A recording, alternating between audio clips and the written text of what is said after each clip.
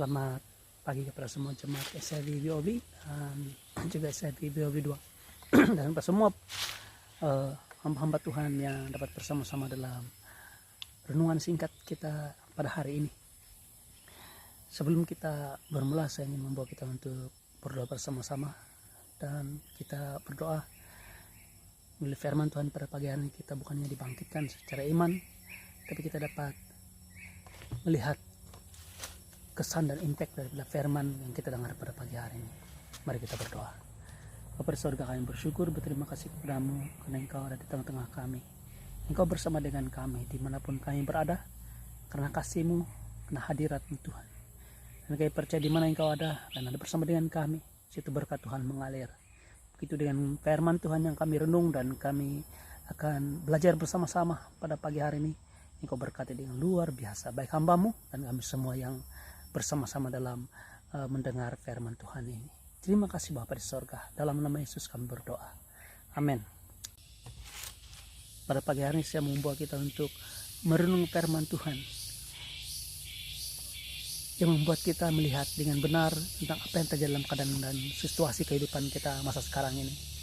Tuhan mau kita occupy ataupun fokus kepada Dia, kepada firman Tuhan, kepada kasih-Nya, kepada hadiratnya, kuasa Tuhan yang ada bersama dengan kita, berbanding dengan apa yang terjadi di luar sana, baik masalah, problem, ancaman dan sebagainya.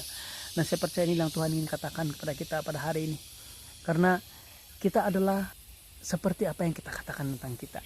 Kita adalah mengembarkan apa yang kita pikirkan tentang kita.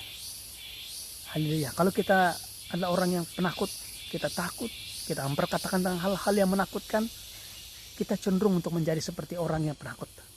Demikian juga bila kita melihat kita siapa kita dalam Tuhan, kita adalah orang yang berani, kita adalah orang yang penuh dengan kemurahan Tuhan, penuh dengan kasih Tuhan. Begitu kita berani mendekati tak kasih karunia Tuhan dan mendapat pertolongan pada waktunya.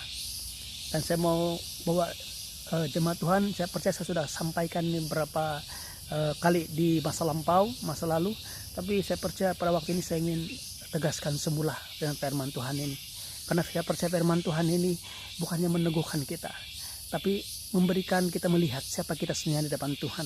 Dan lebih banyak kita berpikir tentang identiti kita sebenar dalam Tuhan. Begitu memberikan kesan, memberikan ciri-ciri, memberikan karakter, pembentukan karakter dalam kehidupan kita, bahwa siapa saya dalam Tuhan. Amin. Lalu itu saya ingin membawa kita dalam Roma pasal 12 ayat yang kedua. Firman Tuhan mengatakan, janganlah kamu menjadi serupa dengan dunia ini, tetapi berubahlah oleh pembaharuan budimu, sehingga kamu dapat membedakan manakah kehendak Allah, apa yang baik, yang berkenan kepada Allah, dan yang sempurna. Jadi ada satu yang dikatakan pembaharuan budi, pembaharuan cara berpikir. Malah pertobatan atau bertobat dalam bahasa Melayu ini diambil daripada bahasa Greeknya ialah metanoia. Metanoia bermaksud pikiran yang diubah ataupun mengalami proses perubahan daripada satu kepada satu yang baru. Dalam perkataan yang biasa kita paham, yaitu proses metamorfosis, yaitu proses daripada ulat kepada kepompong kepada rama-rama. Melalui firman Tuhan ini kita paham bahwa Tuhan mau supaya pikiran kita berubah. Malah perkataan metanoia itu ialah mewarnai dunia dengan pikiran yang baru. Dan saya percaya ini yang Tuhan ingin setiap anak Tuhan miliki. Tuhan mau kita miliki ini. Ini bukan suatu yang kita anggap lihat sebagai satu yang remeh-temeh, cara pikir yang biasa-biasa. Dalam pandangan Tuhan, dalam pandangan firman Tuhan, pembaharuan pikiran ini adalah satu bentuk peperangan yang berbeza dengan apa yang dipikirkan oleh dunia ini. Jadi untuk kita berpikir sedemikian rupa, cara pikir Tuhan itu ada cabaran, karena kita selalu ada pertemuan dengan cara berpikir daripada dunia ini. Seperti tertulis dalam 2 Korintus pasal 10 ayat yang kelima, firman Tuhan mengatakan, kami mematahkan setiap siasat orang dan merubuhkan setiap kubuh yang dibangunkan oleh keangkuhan manusia untuk menentang pengenalan akan Allah Allah kami menawan segala pikiran dan menaklukkannya kepada Kristus. Saya suka untuk mau membacanya dalam bahasa Inggris karena dia menjelaskan apakah jenis peperangan ini sebenarnya, apa yang berlaku sebenarnya, dan apa yang ditaklukkan sebenarnya. Dalam bahasa Inggris saya katakan ayat yang kelima, casting down imagination and every high thing that exalted itself against the knowledge of God, and bringing into captivity every thought to the obedience of Christ. Maksudnya menaklukkan bukan hanya kepada Kristus, tapi menaklukkan hal itu, pikiran yang sombong ini, kepada bukan tentang ketaatan kita, tapi the obedience of Christ. Menaklukkannya kepada ketaatan Kristus. Mari saya jelaskan kepada jemaat dan firman Tuhan ini tentang apa maksudnya menaklukkan kepada Kristus. Karena pikiran manusia yang menentang pengenalan akan Allah, malah yang mau mengatasi apa yang Allah katakan ialah kebenaran itu atau ketaatan itu adalah pada manusia. Pada manusia. Dan pada pemikiran yang logik adalah Anda baik, Anda diberkati. Anda berusaha, Anda berjaya. Seperti kata-kata bahasa Inggris saya katakan begini, no pain, no gain. Tetapi apakah dalam cara pandang Kristus, firman Tuhan tentang hal ini, kita melakukan semua cara pikir manusia yang logik, yang rasional, malah yang betul menurut manusia ini, kepada bukan tentang kita, tentang sesuatu yang kita buat, tapi tentang the obedience of Christ, ketaatan Kristus. Jadi untuk menolak pikir manusia ini, cara pikir manusia ini, dan menerima Kristus, dia merupakan satu perangan, satu pertumbuhan yang berlaku di antara kita. Dan Tuhan mau supaya kita dalam pasal yang ke-12 ayat yang kedua dalam Roma, Tuhan mengatakan kita jangan menjadi serupa dengan dunia ini, tetapi berubah dari pembaharuan budi kita melalui firman Tuhan, mengalami metamorfosis, mengalami metanoia, pikiran kita sesuai dengan pikiran Kristus. Saya membawa kita melihat dalam Roma pasal 5 ayat 19. Saya mau menyatakan apa maksud dalam firman Tuhan dalam 2 Korintus pasal 10 ayat yang kelima ini, yaitu to the obedience of Christ. Maksudnya bukan tentang kita menaklukkan ini kepada ketaatan Kristus, bukan tentang ketaatan kita. Kita meletakkan dasar kita untuk mengalahkan segala pikiran manusia ini, bukan tentang kita, tapi tentang Kristus. Dalam Roma pasal 5 ayat 19 firman Tuhan mengatakan, jadi seperti ketidaktaatan satu orang, semua orang menjadi berdosa.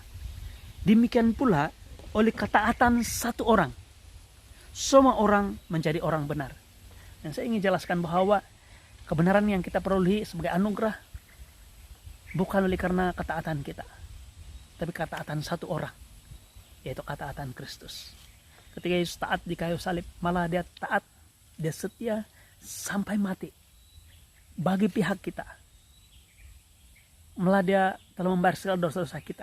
Dia melalui segala penganiayaan, segala pukulan, segala penghukuman, supaya Anda dan saya mengalami pembenaran. Jadi kita menaklukkan pikiran yang sombong yang mengatakan bahwa saya boleh, saya menentukan masa depan saya diberkati karena saya telah berusaha, saya mendapat berkat karena saya telah bersusah payah. Itu kita tolak dan kita serahkan, kita taklukkan kepada Kristus. Sehingga kita boleh berani berkata seperti ini, saya diberkati, saya dilindungi, saya mengalami segala perlindungan Tuhan, saya mengalami segala berkat Tuhan, bukan karena ketaatan saya, tapi ketaatan Kristus. Haleluya. Saudaraku, saya mau bawa pada kita kepada rahasia hidup yang berkemenangan di hadapan Tuhan. Kita tahu bahwa pikiran kita harus berubah dengan cara pikir Kristus. Tapi bagaimana yang dapat kita lakukan? Saya suka membawa kita untuk melihat dalam perjanjian lama, dalam Mazmur pasal yang pertama, ayat 1 sampai ayat yang ketiga. Ini ayat yang saya sangat suka sekali. Teman-teman mengatakan begini, Berbahagialah orang-orang yang tidak berjalan menurut nasihat orang fasik. Maksudnya pikiran orang fasik, perkataan orang fasik, idea orang fasik. Yang tidak berdiri di jalan orang berdosa. Berdiri maksudnya meletakkan dasar, meletakkan pengharapan kita kepada orang berdosa. Dan yang tidak duduk, maksudnya duduk settle down. Yang mau meletakkan pengharapan. Kepada apa? Kepada kumpulan pencomo. Tetapi ayat 2 mengatakan, tetapi yang kesukaannya ialah Taurat Tuhan. Dan yang merenungkan Taurat itu siang dan malam. Haleluya. Perkataan merenungkan itu ialah dalam bahasa Ibrani ialah hagah. Mari bersama dengan saya, hagah. Hagah ini juga merujuk kepada satu perbuatan yang dilakukan oleh binatang ternakan. Contohnya seperti kambing, lembu dan juga kerbau, yaitu binatang yang memiliki sistem pemakanan ruminan ataupun makan rumput. Mereka memiliki 3 chamber atau 3 ruangan perut dalam perut mereka. Ketika mereka pada waktu siang mereka makan, mereka hanya potong rumput melalui gigi mereka, makan, tetelan, dan simpan dalam chamber ataupun perut yang pertama mereka. Tapi pada waktu petang ataupun pada waktu malam atau waktu mereka berehat, mereka duduk, kita dapat lihat bahwa mereka sedang mengunyah. Perkataan mengunyah sini adalah hagah, yang kita paham sebagai perkataan merenungkan. Jadi ketika mereka duduk, mereka binatang ruminan ini mengeluarkan rumput dari chamber yang pertama ini, dan mereka muntahkan, tapi mereka hanya sampai ke dalam ruangan mulut dan mereka kunyah semula. Hancurkan makanan itu sehingga lumat. Mereka telan balik dan masuk ke chamber yang kedua. Demikian pula chamber yang kedua dimuntahkan semula, dikunyah lagi sehingga lumat, hancur dan sebagainya, dan hanya baru ditelan dan masuk ke chamber yang ketiga. Sehingga rumput yang tidak dapat dihadam oleh manusia karena dia jenis selulose ataupun fiber, susah untuk dicerna oleh sistem tubuh manusia, sistem metabolisme manusia, tapi dapat dicerna oleh binatang karena mereka melakukan satu perbuatan dipanggil hagah. Mereka mengunyah, mungkin itu berlaku berjam-jam. Dan firman Tuhan menggunakan perkataan yang sama, hagah ini, untuk merenungkan firman Tuhan. Mungkin sekarang ini kamu sedang makan firman Tuhan, sedang telan firman Tuhan yang saya sampaikan melalui perenungan kita bersama-sama hari ini. Tapi di ujung hari, selepas kamu mendengar firman Tuhan ini, kamu merenungkan. Ketika kamu merenungkan, kamu mengeluarkan semula apa yang telah kamu dengar, dan kita kunyah. Kita kunyah apa yang firman Tuhan katakan tentang kita, apa yang dia berbicara tentang diri kita secara pribadi. Sehingga firman Tuhan yang merupakan logos itu menjadi rema, yang menjadi bermaksud untuk diri kita secara pribadi. Itu maksudnya hagah, luar biasa. Dan kita lihat apa yang berlaku, yang orang-orang yang melakukan ataupun merenungkan firman Tuhan, yang merenungkan firman Tuhan siang dan malam ini, yang hagah dengan firman Tuhan. Dia katakan yang ketiga, ya seperti pohon yang ditanam di tepi aliran air, yang menghasilkan buah pada musimnya. Wah, luar biasa, menghasilkan buah pada musimnya. Maksudnya pada musim yang sepatutnya berbuah, dia berbuah. Dan yang tidak layu daunnya. Haleluya. Saya mau kita take note perkataan daun ini, luar biasa. Nanti saya akan nyatakan apa maksud daun firman Tuhan ini. Dan apa saja yang diperbuatnya. Wah, ini luar biasa. Apa saja yang diperbuatnya berhasil. Haleluya. Saya percaya yang Tuhan ingin katakan dan Tuhan mau berikan kepada kita, bahwa bagaimana pikiran kita diubah, fokus kita diubah, yaitu dengan merenungkan firman Tuhan. Malah dalam saya terus kepada firman Tuhan yang terdapat di dalam Yosua pasal 1 ayat 8. Ini luar biasa. Firman Tuhan mengatakan begini. Dia berkatakan sesuatu yang orang-orang bisnis suka betul. Alright. Dia katakan, janganlah engkau lupa memperkatakan. Ini rahasianya. Merenungkan dan juga memperkatakan. Bagaimana kita dapat memperkatakan firman Tuhan? Dengan sentiasa memberi perhatian, memberi fokus. Okay? Firman Tuhan mengatakan, janganlah engkau lupa memperkatakan kitab Taurat ini, tetapi renungkanlah itu siang dan malam. Amin. supaya engkau bertindak berhati-hati sesuai dengan segala yang tertulis di dalamnya. Sebab dengan demikian perjalananmu berhasil, haleluya, perjalananmu berhasil, dan engkau akan beruntung. Wah, yang bisnis suka ini, beruntung. Nah, bagaimana kita punya perjalanan kita berhasil, usaha kita berhasil. Dalam Mazmur pasal yang pertama ayat yang ketiga dia katakan apa yang diperbuatnya berhasil. Itu dengan merenungkan firman Tuhan, dengan perkatakan firman Tuhan. Nah, saya mau aplikasikan apa yang saya sudah sampaikan pada pagi hari ini. Yaitu ketika masalah melanda dalam negara kita, ataupun suatu isu berlaku dalam kehidupan kita. Kecenderungan manusia untuk memikirkan dan melayani situasi tersebut. Seperti apa yang berlaku pada masa sekarang ini. Bila COVID-19 melanda ataupun menular di seluruh dunia, kita tanpa sadar kita cenderung untuk melihat dan mengikut perkembangan. Malah kita bercakap tentang COVID, kita melihat WhatsApp, kita melihat COVID-19, kita tengok video COVID-19. Bila kita tidur, kita berpikir tentang COVID, bermimpi tentang COVID dan sebagainya. Dan saya katakan bahwa bukan ini suatu yang tidak normal, tapi justru kita harus hidup di luar kebiasaan ini.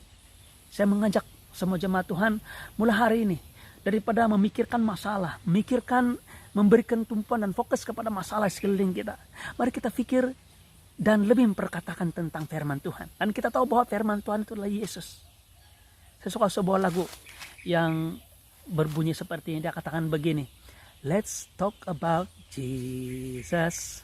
Wah, luar biasa. Let's talk about Jesus.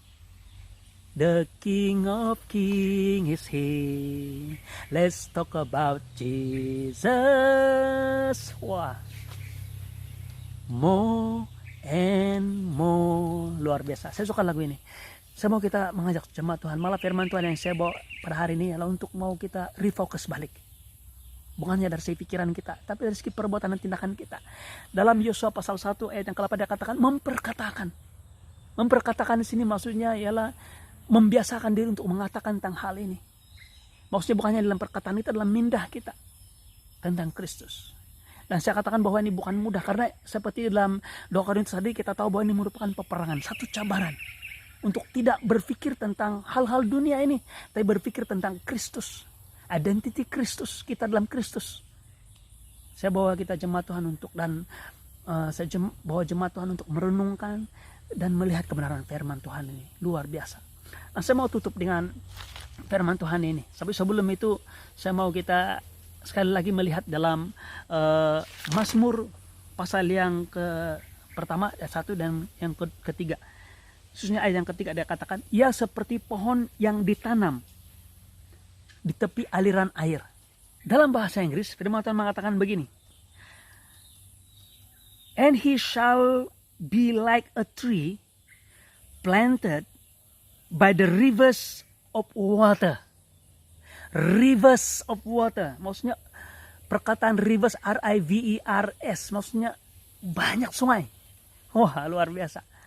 Kalau dalam bahasa Indonesia, dia hanya katakan di tepi aliran air. Seperti kita bayangkan seperti parit, seperti satu sungai, satu sungai. Tapi sebenarnya dia bukan hanya bicara tentang satu sungai, tapi banyak sungai, banyak aliran. Sekali lagi dia katakan begini, dia katakan bahwa he shall be like a tree planted by the rivers of waters. Nah, saudara, kalau kita merenungkan firman Tuhan, kita berkatakan firman Tuhan, kita hagah dengan firman Tuhan, kita berjalan, kita berdiri, kita duduk. Malah ketika kita berbicara sama kita bercakap tentang firman Tuhan. Firman Tuhan mengatakan mereka ini seperti yang tertanam di tepi aliran, pokok yang tertanam di tepi aliran air, sungai yang luar biasa. Wah, kalau satu puncak air habis, aliran air yang lain masih ada lagi. Saya percaya ini Tuhan mengatakan bahwa kita mengalami kasih karunia demi kasih karunia. Grace open grace. Tapi lebih tepat grace anti grace. Grace atau kasih karunia yang kita miliki hari ini digantikan lagi dengan kasih karunia yang baru setiap hari. Luar biasa. Ini yang saya mau kita renungkan. Mari kita lihat di dalam Wahyu. Kita tutup dengan ini, Wahyu pasal yang ke-22 ayat 1 dan 2. Firman Tuhan berbunyi seperti ini. Lalu ia menunjukkan kepadaku sungai air kehidupan yang jernih bagaikan kristal dan mengalir keluar dari takhta Allah dan takhta anak domba itu. Di tengah-tengah jalan kota itu, yaitu di seberang menyeberang sungai itu, ada pohon-pohon kehidupan yang berbuah 12 kali, tiap-tiap bulan sekali. Dan daun pohon-pohon itu, saya sudah katakan tadi tentang daun, haleluya, daunnya tidak akan layu, amin. Daun pohon-pohon itu dipakai untuk menyembuhkan bangsa-bangsa. Haleluya. Saya puji Tuhan ini. Dalam Wahyu pasal yang ke-22 ada merujuk kepada apa yang berlaku pada akhir zaman di sorga, luar biasa. Tapi bukankah firman Tuhan mengatakan kita berdoa, jadilah kehendakmu di bumi ini seperti di sorga. Jadi apa yang berlaku di sorga terjadi di bumi. Nah, saya percaya, kita yang percaya pada Tuhan, percaya pada kemurahan dan anugerah Tuhan, kasih karunia Tuhan, kita yang hidup dalam Kristus dalam kita, dan kita merenungkan dan haga dan memperkatakan tentang hal ini, siapa kita dalam Kristus. Kita adalah seperti air sungai yang mengalir. Haleluya. Kita adalah seperti pohon-pohon kehidupan. Firman Tuhan mengatakan di seberang menyeberang, di sebelah kiri, di sebelah kanan. Wah, luar biasa. Haleluya. Dan dia katakan yang berbuah tiap-tiap bulan, sekali sebulan. Pokoknya tidak pernah kekurangan. Tuhan yang memulakan sistem gaji bulan ini. Haleluya, puji Tuhan. Setiap bulan tidak akan kekurangan. Firman Tuhan mengatakan, dan daun pohon-pohon itu. Haleluya. Kamu mengatakan apalah si penatua Denny ini pergi pasang kamera dekat dengan pohon kelapa sawit karena mengganggu dia punya kamera. Saudara-saudaraku, saya sengaja lakukan semua ini. Saya pasti hikmat dari Tuhan. Karena daun-daun, firman Tuhan mengatakan, adalah Anda dan saya. Tangan Anda yang menepuk bahu. Perkataan yang engkau katakan tentang kasih Kristus kepada orang sekeliling kita. Malah pengistiharan, malah koman yang kita katakan tentang Kristus, siapa kita. I am the beloved of Christ. Kita katakan orang, kamu dikasihi Tuhan. Kita seumpama daun-daun yang melambai, yang mencapai bangsa-bangsa, jiran-jiran kita, orang sekeliling kita, dan menyembuhkan. Saya percaya ini yang Tuhan katakan pada hari ini. Sebelum kita berdoa, saya ingin katakan sekali lagi. Mari kita berubah pikiran dan mindah kita. Cara pikir kita. Dia bukan mudah, satu perangan. 2 Korintus mengatakan bahwa ini satu perangan. Peperangan rohani yang luar biasa. Karena manusia cenderung untuk berpikir tentang apa yang saya telah buat. Apa yang saya tidak dapat buat. Apa yang saya sudah buat tapi tidak cukup. Dan sebagainya. Yang menentukan adakah saya diberkati, saya dilindungi, adakah usaha saya berhasil dan sebagainya. Tapi kita tahu bahwa perangan itu kita dapat taklukkan bukan kepada kekuatan kita, tapi kepada ketaatan Kristus.